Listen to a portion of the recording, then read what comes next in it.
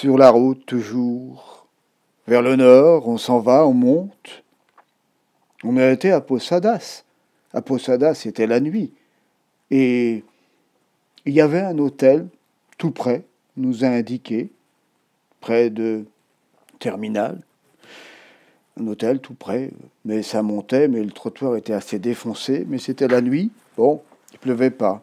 À l'entrée, on paie d'avance, en liquide. Bon, c'est pas cher, c'est très raisonnable. Le matin, pratiquement, petit déjeuner assez nul. Mais on repartait. On repartait parce qu'on allait à Misiones, parce qu'on allait vers Misiones. Et Misiones était un petit peu plus loin vers le nord. Et là, dans la nuit, j'avais choisi, sans trop chercher, San Pedro. San Pedro, allez, c'est au centre de Misiones, c'est une toute petite ville. Alors on est monté dans le bus, on est allé à San Pedro.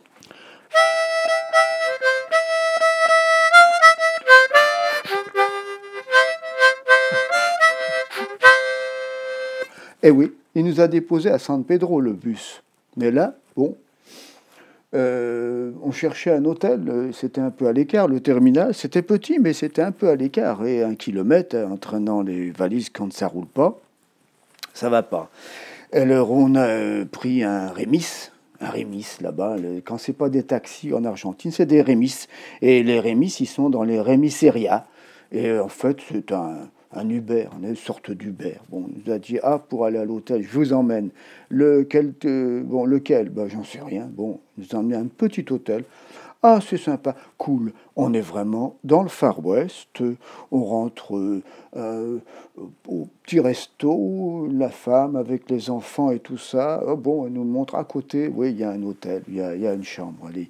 Bon, San Pedro, ça a été populaire, très sympathique, mais San Pedro, c'est tout petit, c'est quelques milliers d'habitants, c'est peu de routes goudronnées, très peu de routes, même pas pavées à la manière de l'Argentine, des tout petits pavés plats qui ressemblent à des cailloux qui coupent les pneus, risque pas d'aller vite.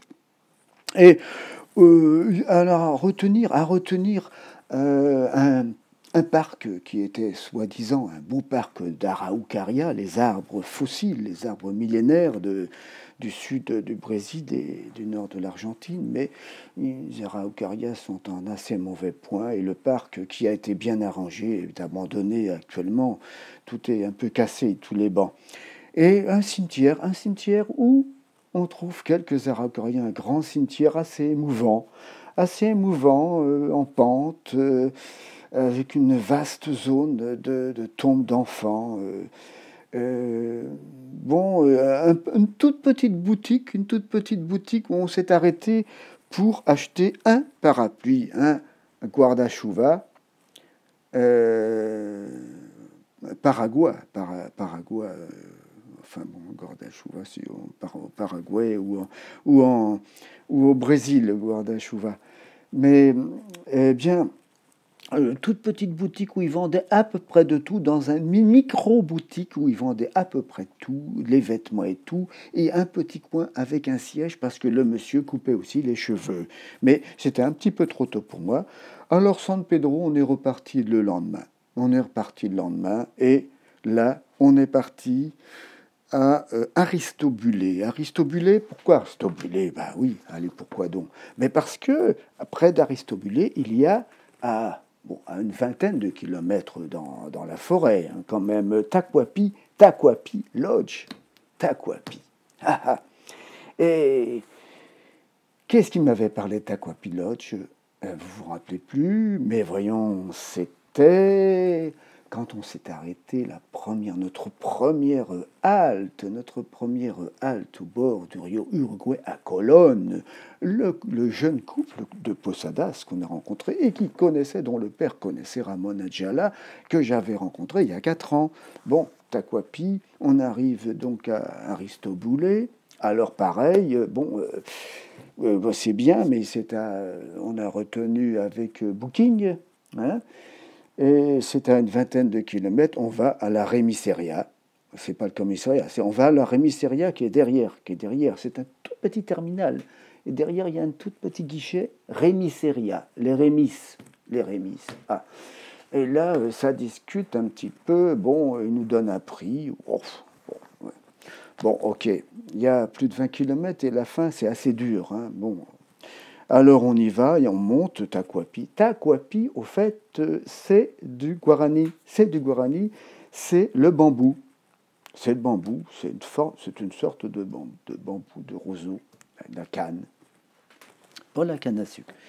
Et donc il nous emmène et on a découvert comme ça Tacuapi. J'ai quelques photos. Là, c'était le lodge. Là, c'était quasiment, c'est la forêt tropicale humide. Hein, une vallée profonde, tout ça, des cabañas en bois, tout en bois. Bon, eh bien, à Eldorado, on a rencontré une ville de pionniers. Une ville, Eldorado, c'est vraiment typiquement un peu comme on rencontrera un peu plus tard à San Miguel do Oeste, Saint-Michel de l'Ouest, dans l'État de Santa Catarina au Brésil. C'est une ville de pionniers, c'est une ville qui n'existait pas il y a, on va dire, un peu plus d'un siècle, et qui a été fondée par un docteur Schwelb, le docteur Schwelb et sa famille, qui venait d'Allemagne, et qui est arrivé là où il n'y avait rien que la forêt. Il n'y avait rien que la forêt. Il n'y avait rien. Et il y a toute une histoire qu'on raconte, que tous ceux qui sont arrivés là, vers 1900, avant 14, je crois, avant 14, on leur donnait un lopin de terre et une machette, et on leur disait « Allez, c'est pour vous, au boulot ». Et Eldorado se dit encore aujourd'hui capitale du travail, avec un monument au centre de cette petite ville qui fait bien développer, je dirais 10-15 000 habitants à peine, mais qui fait très développée, très vivante, très animée, et où on s'est senti bien. On s'est senti très bien à Eldorado. Vraiment, c'est propre. Bon, ça reste l'Amérique du Sud, mais on y vit bien, mais on n'était pas là pour rester à Eldorado, si bien qu'après 2 nuits passées là, on a repris notre bus, un autre.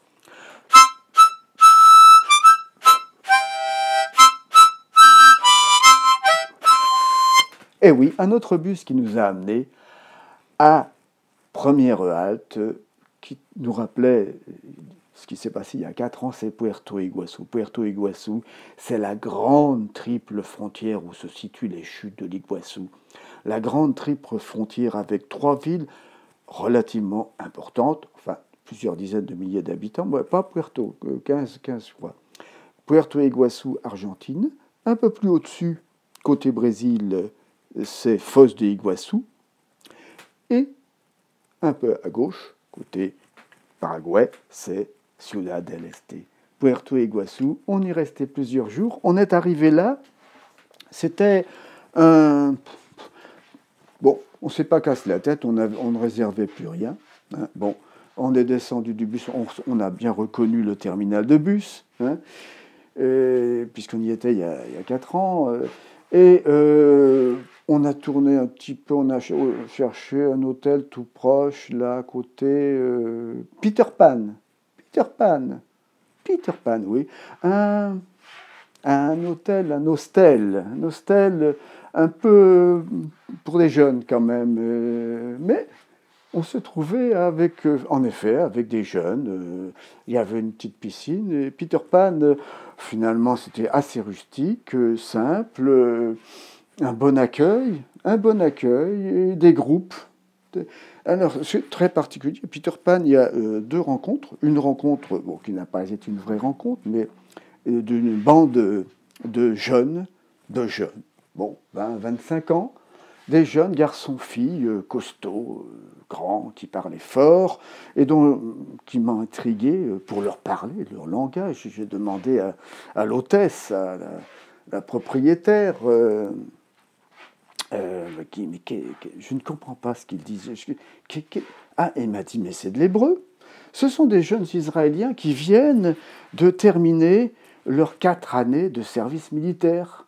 Et à l'issue de cette période très dure, finalement, ils se donnent du bon temps. Et il y a souvent des groupes qui viennent ici, c'est un peu leur PC ici. Hein, l'hôtel Peter Pan, quand ils viennent pour les chutes de l'Iguassou, et après ils font le Brésil, ils font Rio et tout. Et voilà, et donc il y en a régulièrement, avec leur sac à dos, avec leurs trucs, et puis qui parlent fort, et qui téléphonent à tour de bras. Je crois que j'ai entendu 2 choses.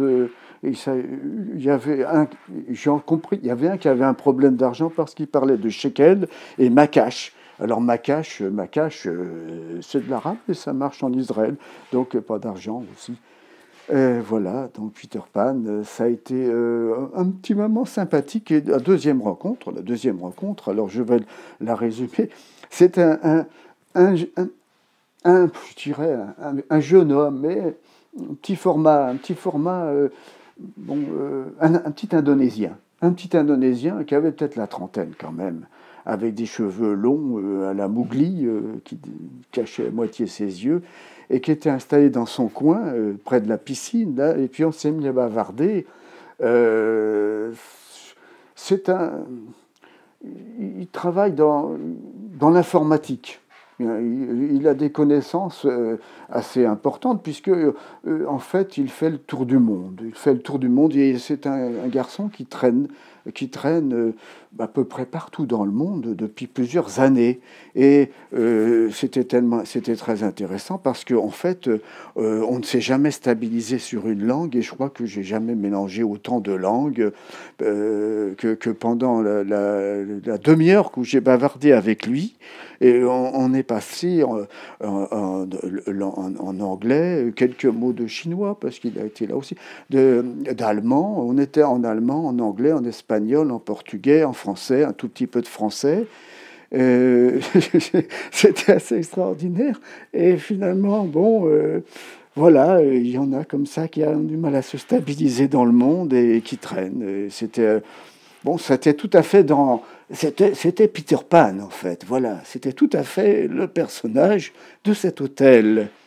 Et Puerto Iguaçu nous a retenus pour des pour surtout le point de la triple frontière, la marca, El Marco de la Triple Fronteras, comme celui qu'on verra en face après du côté de Foz d'Iguaçu, qui était à l'autre côté du fleuve, l'endroit où le fleuve Iguaçu, qui est un peu une grosse rivière quand même, qui donne les chutes de l'Iguaçu, se jette dans le fleuve Paraná.